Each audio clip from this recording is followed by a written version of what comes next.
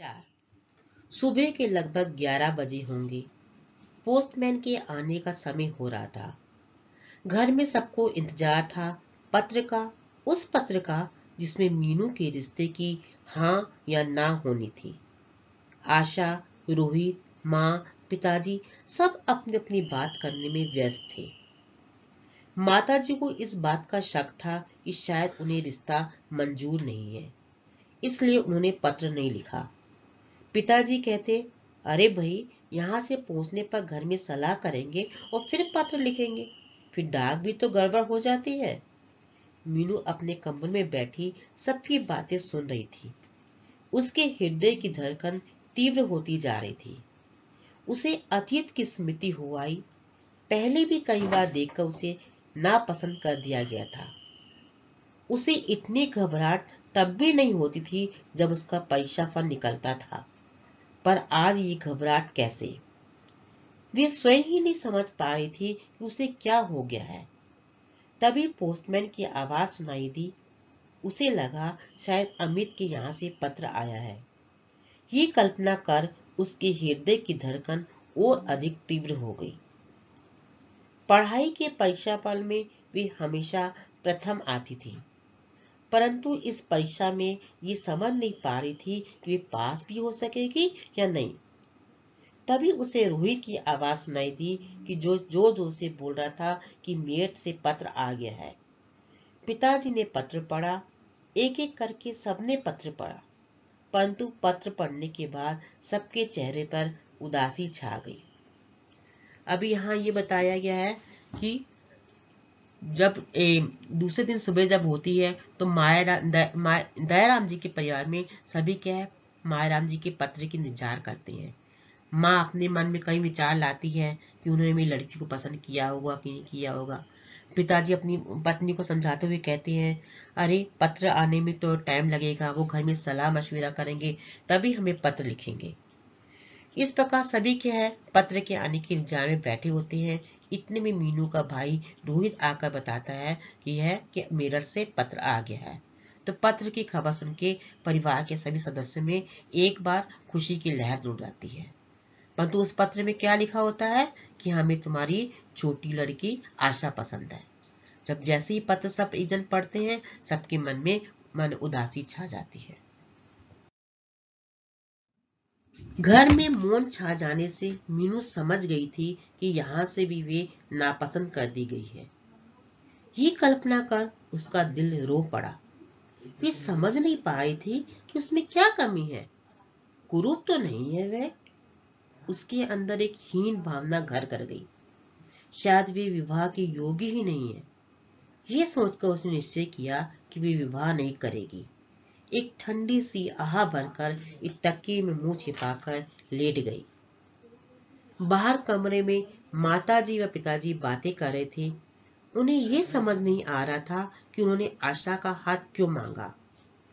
माँ बोली, मैंने उसी दिन आशा से कहा था तू अंदर कमरे में नहीं जाना जहाँ लड़के वाले बैठे होंगे, पर उसने कहाँ सुनी, पहुंच गई वहीं पर। कुछ देर रुककर, देख लिया ना तुमने उसका नतीजा, कहकर माँ ने ठंडी आह भरी। पर मीनू की माँ, आशा तो अभी छोटी है, इंटर की परीक्षा ही तो दे रही है। फिर जब बड़ी बेटी मीनू घर में बैठी है तो इस तरह हम उसकी शादी नहीं करेंगे। बेचारी मीनू, वे तो वैसे ही उदास रहती है, क्या बीतेगी उसके दिल पर जब ये सब सुनेगी। माँ ने परेशान होकर कहा, हमारी बेटी ने क्या कसूर किया है जिसका फल भगवान उसे दे रहा है। पढ़ी लिखी है, एमए पास है, फिर हमेशा ही प्रथम श्रेणी में पास हुई है। फिर जहां तक खूबसूरती की बात है, बहुत सुंदर न सही, देखने में अच्छी लगती है। ये कहकर पिताजी कुछ उदास से हो गए। अभी यहाँ ये बताया है कि जब जैसे पत्र को पढ़कर सबके चेहरे उदास हो जाते हैं, तो मीनू भी क्या है, जब देखती है कि घर में क्या है, शांति का माहौल छा गया है, तो वे भी एक निश्चय कर लेती है कि ये मेरे कारण घर के सब लोग परेशान रहते हैं, तो मैं अब विवाह कभी नहीं करूंगी। फिर उसके मन में कई तरह तरह के क्वेश्चन आते हैं कि मेरे में ऐसी क्या कमी है, मैं इतनी कुरूप तो नहीं हूँ कि लोग मुझे नापसंद कर देते हैं। वहां माँ पिताजी के मन भी तरह तरह के विचार आ रहे थे। माँ कहती है कि मैंने आशा को मना भी करा था कि लड़के वालों के सामने हंस हंस के बातें नहीं करना, मगर उसने मेरी बात नहीं मानी। देखो उसका नतीजा आज हमें भुगतना पड़ रहा है। फिर पिताजी कहते हैं कि हम अभी मीनू, आशा तो अभी छोटी है, अभी इंटर मतलब 10th पास ही करा है, हम उसकी शादी कैसे पहले कर सकते हैं। इस तरह के घर के परिवार के सदस्यों में विभिन्न तरह के विचार आ जा रहे थे। ये सब बातें मीनू अंदर कमरे में बैठी सुन रही थी। अपने अंदर साहस एकत्र कर एक पलंग से उठ खड़ी हुई। वे दिल ही दिल में निर्णय कर चुकी थी कि वे अब शादी नहीं करेगी। उसके हृदय में अंतर्द्वंद चल रहा था कि वे जो निर्णय ले रही है वो उचित है कि नहीं। अंत में इसी निर्णय को उचित मानकर वे कमरे से बाहर निकले।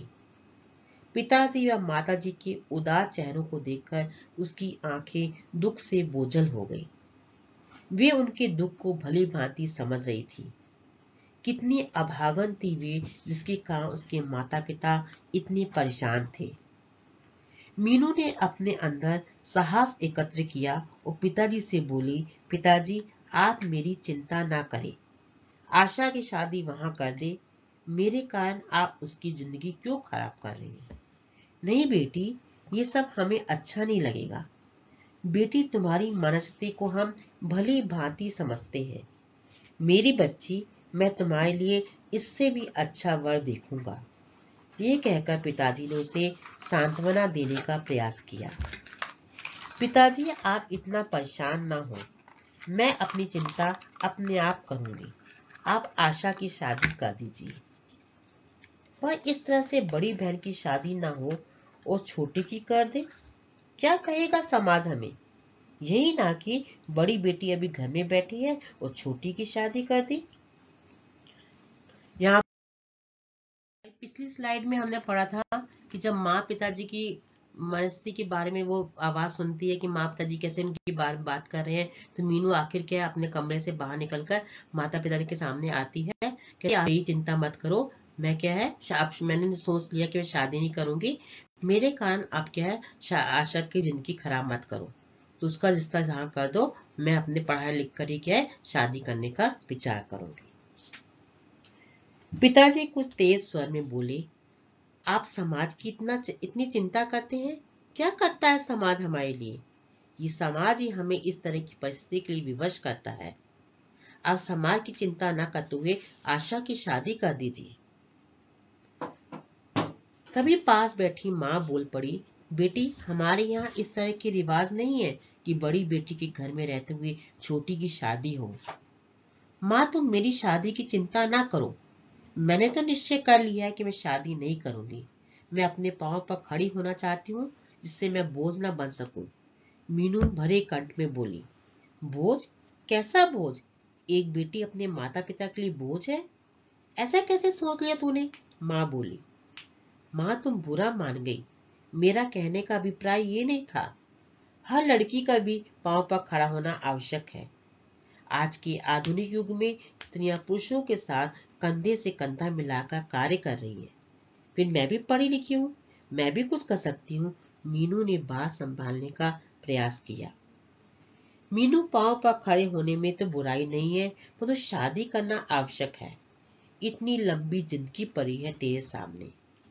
अभी यहाँ मीनू ही अपने माता पिता को सांत्वना दे रही है कि आप मेरी चिंता मत करो, मैं पढ़ लिख कर अपने पैर पर खड़ी होंगी, किसी पर बोझ नहीं बनूंगी, पढ़ लिखने के बाद ही मैं अपने शादी करने का विचार करूंगी। हमारी जिंदगी का अभी क्या भरोसा है? कौन करेगा दुख सुख में तेरी मदद? अपने पति का और बच्चों का ही तो सहारा होता है जो वृद्धावस्था में काम आते हैं। पर माँ, अभी मैंने शादी का विचार छोड़ दिया है, आप आशा की शादी की बात चलाए। ये कहकर मीनू अंदर कमरे में चली गई। माँ और पिताजी की कुछ समझ में नहीं आ रहा था कि क्या किया जाए। सिर्फ मीनू के कहने में आकर आशा की शादी कर दे? अभी भी इसी उलझन में फंसे थे कि इतने में पिताजी के एक मित्र आ पहुंचे। वे उनके घनिष्ठ मित्रों में से थे। सारी बातें ज्ञात होने पर उन्होंने भी यही सलाह दी कि आशा की शादी कर देनी चाहिए। ये सब निर्णय लेने के बाद पिताजी ने निश्चय किया कि एक बार मेरठ अमित के पिताजी से मिलकर आना चाहिए। अपने दिल में आशा संजोए आशा का रिश्ता लेकर पिताजी अमित के घर जा पहुंचे। बड़ी उम्मीद थी क्योंकि आशा की शादी के बाद स्वयं उन्होंने पत्र में लिखी थी। घर में उस समय कोई नहीं था। नौकर ने दरवाजा खोला और दयाराम जी को अंदर बिठा दिया। अभी उन्हें बैठे कुछ समय ही हुआ था कि इतने में कोई सज्जन अपनी चमचमाती कार से नीचे उतरे और अंदर प्रवेश किया। ये ज्ञात होने पर कि मायाराम जी कहीं बाहर गए हैं, वे भी वहीं बैठ गए। अभी यहाँ ये बताया हुआ है कि दयाराम जी क्या है, मीनू मतलब ये अपने घर में विचार करते हैं कि क्या हम मीनू के कहने पर आशा की शादी पहले कर दें। अभी भी इसी विचार में बैठे ही होते हैं कि इतने में क्या है, दयाराम जी के एक दोस्त आ जाते हैं जो उनके बहुत ही घनिष्ठ दोस्त होते हैं। घनिष्ठ मतलब पक्के गहरे दोस्त होते हैं, जिससे वो अपने सुख दुख की बात हर समय साझा करते हैं। तो वे अपने अपने घनिष्ठ मित्रों को अपने परिवार की स्थिति बताते हैं कि ऐसे मीनू को लड़के वाले देखने आए, उन्हें छोटी लड़की को पसंद किया है, तो अब ये क्या किया जाए। मीनू कहती है मैं पढ़ लिख कर अपने पैरों पर खड़ा होना चाहती हूँ, मैं शादी नहीं करूंगी। तो उसके घनिष्ठ मित्र भी उन्हें ये सलाह देते हैं, ठीक है मीनू पढ़ना चाहती है तो उसे पढ़ने दो, तुम आशा की शादी पहले कर लो। तो अब दयाराम जी अपने मित्र की सलाह पर क्या है, आशा का रिश्ता लेकर मायाराम जी के घर में जाते हैं। जैसे ही वो मायाराम जी के घर में जाते हैं तो क्या है, देखते हैं कि मायाराम जी उस समय घर में नहीं होते हैं, तो उन्हें ड्राइंग रूम में बैठ जाते हैं। जैसे भी बैठे थोड़ा समय होता है, धनीराम जी भी वहां पहुंच जाते हैं। बातों बातों में पता चला कि वे शहर के एक बहुत बड़े व्यक्ति धनीमल जी हैं। धनीमल जी ने बताया कि उनकी बेटी सरिता का रिश्ता अमित के साथ पक्का हो गया है। 5 लाख रुपया लगा रहे हैं वे शादी में। ये ज्ञात होने पर दयाराम जी के पांव थले धरती खिसक गई। पांव थले धरती खिसक गए मतलब एक कहा मुहावरा जो है कि अचानक क्या वो तो उन्हें दुख मतलब उनके सामने दुख की घड़ी सामने आ गई। जब उन्होंने 1 मिनट भी वहां रहना उचित नहीं समझा और वे वहां से उठ खड़े हुए। सारे रास्ते दयाराम जी यही सोचते रहे कि उन्होंने आशा के रिश्ते के लिए क्यों लिखा था, जबकि उन्होंने एक धनी घर की बेटी से रिश्ता कर दिया है। कैसी जालिम है ये दुनिया, सब कुछ पैसा ही है इस दुनिया में। इंसान की इंसानियत, शर्म, लज्जा कुछ भी नहीं रही है। पिताजी के मन में अंतर्द्वंद चल रहा था। घर पर सभी उम्मीद लगाए बैठे थे कि आशा का रिश्ता पक्का हो जाएगा।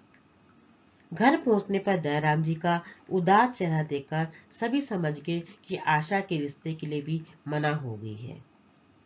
वास्तविकता जानने पर सबका हृदय मायाराम जी के परिवार के प्रति घृणा से भर गया। अब यहाँ ये बताया है कि दयाराम जी जब क्या है मायाराम जी के घर में गए तो उनकी मुलाकात किससे होती है, धनीमल जी से, जो अपनी बेटी किसका रिश्ता लेकर आते हैं, सरिता का। तो उस समय जब दयाराम जी जाते हैं तो मायाराम जी घर में नहीं होते हैं, तो उनकी बात क्या आपस में बातचीत धनीराम जी से भी बातचीत करते हैं। तो बातों बातों में धनीराम जी बताते हैं कि उनकी बेटी सरिता का रिश्ता यहाँ अमित के साथ पक्का हो गया है।